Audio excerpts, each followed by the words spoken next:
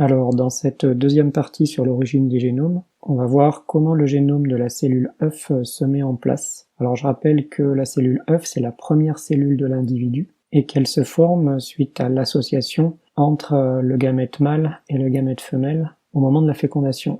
Je vous ai représenté ici les deux gamètes. À gauche, on a le gamète mâle qui est haploïde. Alors, haploïde, ça veut dire qu'on a un seul représentant de chaque type de chromosome. Et à droite, on a le gamète femelle qui est également haploïde. Au moment de la fécondation, les deux gamètes s'associent pour former la cellule œuf. Les chromosomes qui étaient présents dans chacun des deux gamètes se rassemblent dans la cellule œuf, et donc on se retrouve avec deux représentants de chaque type chromosomique, si bien que la cellule œuf est diploïde.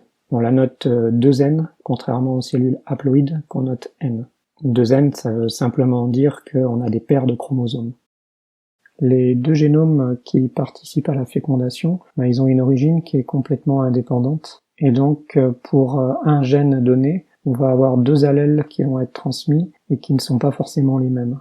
Alors, prenons un exemple pour illustrer ce que je viens de dire. Imaginons qu'on étudie un caractère chez une plante, comme par exemple chez le pois. Imaginons qu'on étudie le caractère de la couleur des pois. Donc on a des pois qui peuvent être soit jaunes, soit verts. La couleur de ces pois est gouvernée par un gène qui existe sous différentes versions. On appelle ça des allèles. Alors on peut avoir la version petit a qui va donner la couleur verte au pois, ou la version grand A qui va donner la couleur jaune au pois. Alors on va avoir un allèle par gamète, et au moment de la fécondation, ces deux allèles vont être réunis dans la cellule œuf. Si bien qu'on va se retrouver avec une paire d'allèles au niveau de la cellule œuf. Donc ici, on se retrouve avec la paire d'allèles petit a grand A, parce que à l'origine, dans les gamètes, on avait l'allèle petit a et l'allèle grand A qui étaient présents. Mais c'est pas toujours le cas. En fait, il y a deux possibilités.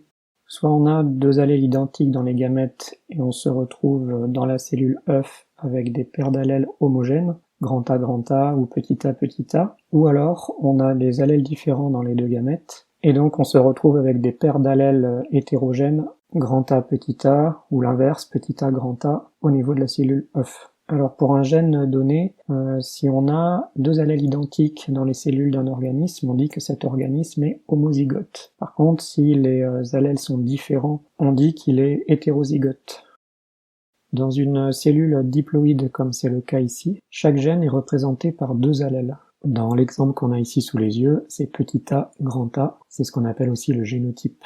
Une fois ce génotype exprimé, on va pouvoir accéder au phénotype. Alors si on reprend l'exemple du pois, le phénotype ça va être la couleur du pois. Si j'ai un génotype petit a, grand A, comme l'exemple qu'on a sous les yeux, alors je vais avoir un phénotype pois de couleur jaune, ce qui signifie que seul l'allèle grand A s'est exprimé dans le phénotype. Lorsque un seul allèle est nécessaire pour exprimer le phénotype, on dit que cet allèle est dominant. Par contre, pour avoir un phénotype pois vert, il aurait fallu que les deux allèles soient de type petit a. Donc quand ce genre de phénotype nécessite que les deux allèles soient identiques pour être exprimés, comme c'est le cas ici avec petit a, on dit que ce genre d'allèle est récessif. Parfois, il arrive que deux allèles différents s'expriment de manière équivalente dans un phénotype. Alors ici, c'est pas le cas pour le gène de la couleur des pois. Ça peut être le cas notamment pour d'autres gènes, comme le gène des groupes sanguins chez l'homme. Alors quand c'est le cas, on parle d'allèles codominants. Voilà pour ce petit tuto. Alors si tu veux aller plus loin, je peux t'aider à réussir tes contrôles continus et tes examens. Il te suffit de t'inscrire à mes emails privés en cliquant sur le premier lien en description.